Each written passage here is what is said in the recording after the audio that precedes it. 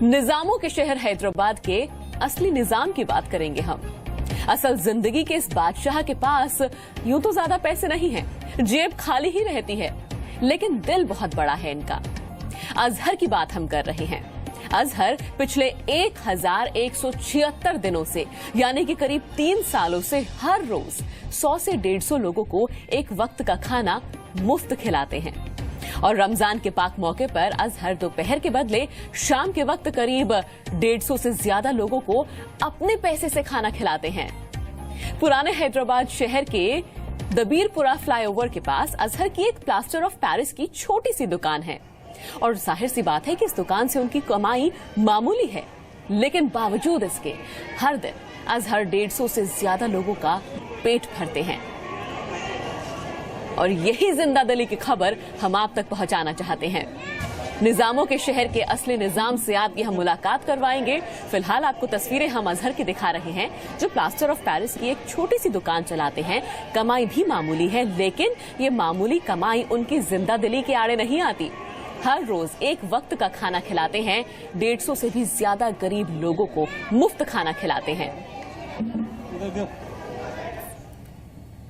अब मन में ये सवाल आ रहा होगा कि लोगों को एक वक्त का खाना मुफ्त खिलाने की शुरुआत आखिर हुई कैसे? चलिए अजहर से ही जानते हैं। एक टाइम था, मैं खुद ही अपने हालात से गुजर चुका हूँ। भूख क्या होती है, भूखे पेट सोना क्या होता है, अच्छी तरीके से जानता हूँ। ये एक टाइम मैं यहाँ से आ रहा था, स्टेशन के पास से एक गरीब औरत को देखा जिसके पैर नहीं थे, वो भूख से तड़प रही थी। तो तभी मैंने सोचा कि या अल्लाह, अगर कुछ काम लेना है मुझसे तो लोगों की भूख मिटाने का काम ले।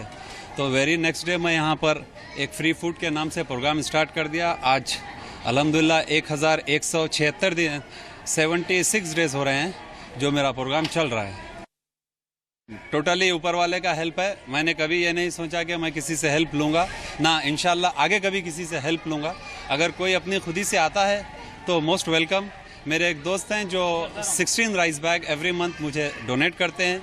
हमारे प्रोग्राम में डेली 25 kg राइस बनता है, दाल और कड़ी। बाकी का सामान जो है खुद मैं कुछ कर लेता हूँ या मेरे फेसबुक फ्रेंड हैं। इस प्रोग्राम में मेरे फेसबुक फ्रेंड्स का बहुत बड़ा कंट्रीब्यूशन है हर लिहाज से। तो अजहर की बात आपने सुनी कि खुद वो मुश्किल भरे दिनों से गुजरे और फिर उन्हें लगा कि क्यों ना दूसरों की मदद की जाए। अजहर से हम आपकी बात कराएंगे। इस वक्त हैदराबाद से हमारे संवाददाता हमारे साथ जुड़ चुके हैं। अजहर उन्हीं के साथ हैं और अजहर से हम बात करेंगे। प्रसाद भोसलेकर इनका नाम है। प्रसाद, अजहर आपके साथ हैं, तो मेरी तरफ से आप उन्हें शुक्रिया कहिए कि हमसे बातचीत करने के लिए वो तैयार हुए। सबसे पहले मैं उनसे ये जानना चाहूंगी, हालांकि उन्होंने खुद बताया कि बहुत ही मुसीबत के दौर से उन्होंने खुद अपने जीवन को देखा है और तभी उन्हें ये ख्याल आया, लेकिन अक्सर लोग ऐसा करते हैं कि जब खुद मुसीबत के दौर से गुजरते हैं फिर मतलबी हो जाते हैं, अपने बारे में सोचते हैं। दूसरों के बारे में इतना कैसे सोच पाते हैं अजहर? अजहर, सबसे पहले तो हमारे जी मीडिया की तरफ से आपको मुबारकबाद दी जा रही है कि जो आप काम कर रहे हैं काफ़ी नेक काम कर रहे हैं। सवाल ये है स्टूडियो से कि अक्सर मुश्किल में जब इंसान होता है तो अपने बारे में ज़्यादा सोचता है, अपने आप को बाहर कैसे निकाले उसमें सोचता है, लेकिन दूसरों के बारे में हेल्प करना आपको कैसे समझ में आया? पहले तो मैं आप सब जी वालों का शुक्रिया अदा करता हूँ और मेरे सारे फेसबुक फ्रेंड का शुक्रिया अदा करता हूँ। आज यहाँ पर मैं आपके सामने मेरी अपनी ज़िंदगी की एक कहानी आपको बोल रहा हूँ। मैं ऐसे हालात से गुजरा हूँ जिसका आप अंदाज़ा भी नहीं लगा सकते। एक वक्त था जब हमारे पास खाने को बराबर नहीं था। इतने भूख और प्यास मैं बर्दाश्त किया हूँ। मेरी वालदा, मेरी मदर हमेशा ये कहती थी, बेटा पैसा कमा लेंगे, रिस्क आपके किस्मत में जितना है आपको मिलेगा। आप जब तक आप लोगों का एहसास नहीं करोगे, जब तक लोगों का एहसास नहीं रखोगे, आपकी ज़िंदगी कामयाब नहीं हो सकती। तो उसी तरीके से मैं बचपन से मेहनत करता आया। मैं जब अच्छा याद है, जब मैं छोटा था काम को जाता था तो टेलर की दुकान पे मैं काम करता था, जहाँ पर मुझे 1 रुपया दिया जाता था। शाम में 1 रुपया दिया जाता था। वो 1 रुपया जब मैं लेके आता था तो वहाँ एक फ्रूट की मंडी ठहरी रहती थी, जहाँ से मैं 4 आने के ग्रेप्स लेता था। वो ग्रेप मैं खा लेते आता था और आकर वालदा के हाथ में 12 आने वालदा के हाथ में देता था। तो शुरू से वालदा ने ये कहा है जब तक आप दूसरों का एहसास नहीं करोगे ज़िंदगी में कामयाब नहीं हो सकते। तो शैली, जैसा कि आपने सुना अजहर के कितने नेक ख्याल आते हैं और उन्होंने अपने ज़िंदगी का वाकया भी सुनाया, किस प्रकार से उनको 1 रुपया जब मिलता था जब काम करते थे किसी टेलर की दुकान पे, और वो किस प्रकार से जो बाराने थे उनके वालदा को, उनके जो माताजी है उनको दिया करते थे। बिल्कुल प्रसाद, यहाँ पर ये कहना गलत नहीं होगा, इनके तो नेक ख्याल हैं, लेकिन इनकी माँ को भी श्रेय जाता है। जो इन्हें अच्छी परवरिश मिली है वही कहीं ना कहीं पीछे इस नेक जो इनके ख्याल हैं उसके पीछे है। अच्छा, आपसे मैं ये जानना चाहूंगी, इतना आसान नहीं होगा हर रोज 150 से ज्यादा लोगों को खाना खिलाना। जब शुरुआत की थी कितने लोगों से शुरुआत की थी? अचानक इन्हें कैसे लगा कि कब वो पल था जब इन्हें लगा कि हाँ, अब मैं अपने बलबूते पर कुछ खड़ा हो पाया हूं, कुछ कर सकता हूं और मैं लोगों को खाना खिलाना शुरू करूं? कितने लोगों से शुरुआत की? बिल्कुल शैली, बिल्कुल ये जो काम है काफ़ी मुश्किल भरा काम है, क्योंकि अजहर यहाँ पर पुराने शहर में ये उनका दुकान है, उसके लिए खास हम यहाँ पे आए हैं। छोटा सा प्लास्टर ऑफ पेरिस का दुकान है, जो दुकान चलाते हैं, अपना खुद का कारोबार है। लेकिन जब से इन्होंने शुरू किया है, सबसे पहले मुझे उन्होंने बताया कि पहले तो उनके घर में वो खुद कुकिंग करके लाते थे और उनकी जो धर्मपत्नी है वो खुद मदद करती थी। हमसे ही पूछते हैं कि अजहर बताइए कि पहले कितने लोगों से आपने शुरू किया और कैसे शुरू किया? पहले तो जब एक टाइम था, मैं रेलवे स्टेशन के पास से आ रहा था, तो वहाँ पर एक औरत जो जिनका नाम अच्छा याद है मुझे आज भी, लक्ष्मी, वो उनके पैर नहीं थे, वो रो रही थी, तड़प रही थी। तो मैंने बाजू वाले से पूछा कि भाई इन्हें क्या हुआ है? तो बोलने लगा, वो भी बेघर था, रोड पे ही सोता था, वो बोलने लगा साहब इनको खाना नहीं है। मैंने कहा अरे यार तुम तो इनको खाना कुछ तो दे सकते हो, तुम पास ही में इनके रहते हो। तो बोलने लगा साहब हमें ही नहीं मिलता। तो तभी मैंने मन में ख्याल किया कि अगर कुछ करेंगे, अल्लाह अगर मुझसे काम लेना है तो लोगों को भूख मिटाने का काम ले। तो उसी तरीके से जब भी मैं वहाँ पे होटल पे गया, उस बूढ़ी औरत को मैंने होटल से पार्सल ला के दिया। उसके बाद तभी मैंने अल्लाह से दुआ कर ली कि या अल्लाह अगर कुछ काम लेना है तो लोगों की भूख मिटाए। कितने लोग फिर उसके बाद में कितने लोगों से शुरू किया? शुरू में 30-35 लोग आ रहे थे खाने के लिए। मेरी वाइफ ने मेरा बहुत साथ दिया है। सुबह वो बच्चों के लिए स्कूल के लिए ब्रेकफास्ट बनाकर 10 बजे फिर कुकिंग में लग जाती थी इसकी। तो कंटिन्यूसली 2 महीने मेरी वाइफ ने वहाँ पे खाना पकाया इन लोगों के लिए। तो उसके बाद आहिस्ता बढ़ते बढ़ते लोग आज 200 लोग आ रहे हैं खाने के लिए। लेकिन एक अहम बात, आपका भी छोटा सा दुकान है, छोटा सा कारोबार है, जाहिर सी बात है जो 150 लोगों का खाना खिलाना कोई आसान काम नहीं है। हर रोज़ 25 किलो के आसपास चावल लगता है। तो कितने लोग आपकी मदद करते हैं, कितने लोग आगे आते हैं?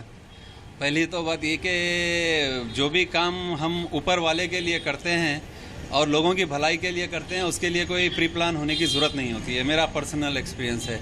तब मैंने स्टार्ट किया था, ये नहीं सोचा कि मुझे कोई फंडिंग देगा, मैं कुछ फंड से लेके करूँगा। मैं कभी ये नहीं सोचा। मैंने ये सोचा कि जो होगा मैं कोशिश करूँगा, अगर अल्लाह ने चाहा तो कोई एक मेरी हेल्प के लिए आएगा। तो ऐसे ही 1 साल तक चलता गया प्रोग्राम। तो उसके बाद मेरे एक दोस्त हैं, जो दोस्त के अननोन पर्सन है, वो रास्ते से जा रहे थे, वो रास्ता भटक गए थे। तो उन्होंने देखा कि वहाँ पर खाना चल रहा है। तो लोगों से पूछा कि यहाँ पे क्या है, तो बोलने लगे कि ये लड़का खाना खिलाता है यहाँ पर। तो वो यूएस में रहते थे, वो छुट्टी पे आए हुए थे यहाँ पे। तो उन्होंने जो है सो अपने भाई को भिजाया कि भाई इस बंदे के बारे में मालूम करो, ये कौन है, आज के टाइम में जो है सो इन लोगों का ख्याल करने वाला कौन है। तो वो कंटिन्यूसली 8 दिन मेरे पीछे जानकारी करे मैं क्या करता हूँ। तब उसके बाद आके बोले कि अजहर भाई, हमारे भाई ने आपके लिए ये कहा है कि अगर आप बुरा ना माने तो हम 16 rice bag, each bag 25 kg donate करना चाहते हैं। मैंने कहा वेलकम। जब आप अपने खुद से आ रहे हैं तो ये अल्लाह की मदद है।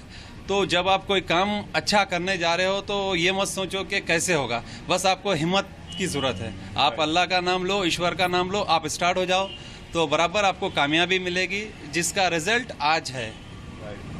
आज उसका रिजल्ट है ये।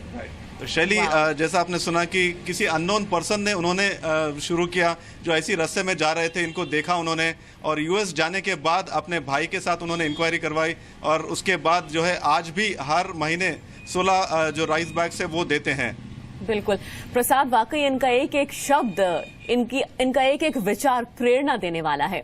अच्छा, कई बार जीवन में ऐसा होता है, हालांकि कहा जाता है साफ तौर पर नेकी कर दरिया में डाल, और ये बिल्कुल वही कर रहे हैं।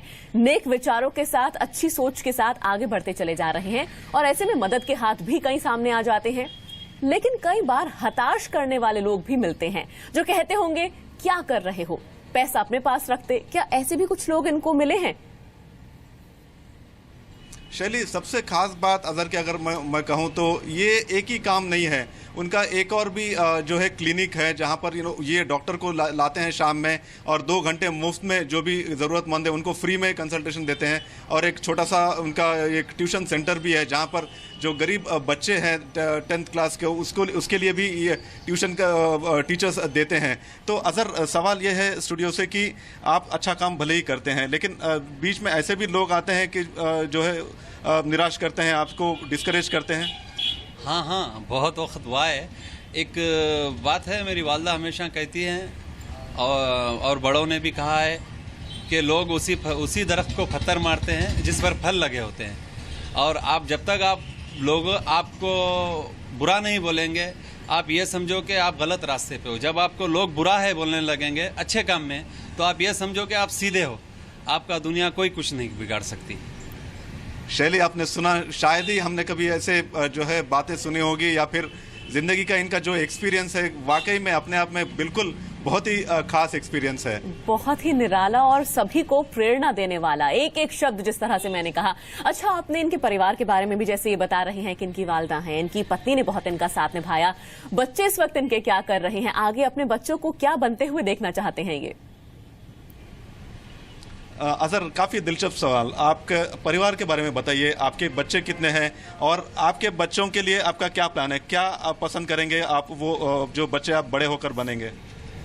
मेरे 3 बच्चे हैं। एक लड़की है जो 10th क्लास में पढ़ रही है, और एक लड़का है जो 7th क्लास में है, और एक 4th क्लास में है।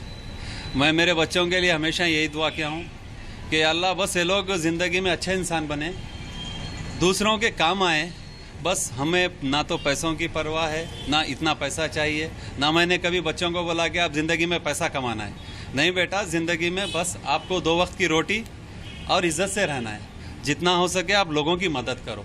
आप आज जो मैं कर रहा हूँ, आप इस काम को और आगे लेके जाओ। लोग बोलें कि ये है अजहर का बेटा, बस यही मेरे बच्चों से मैं हमेशा कहता हूँ।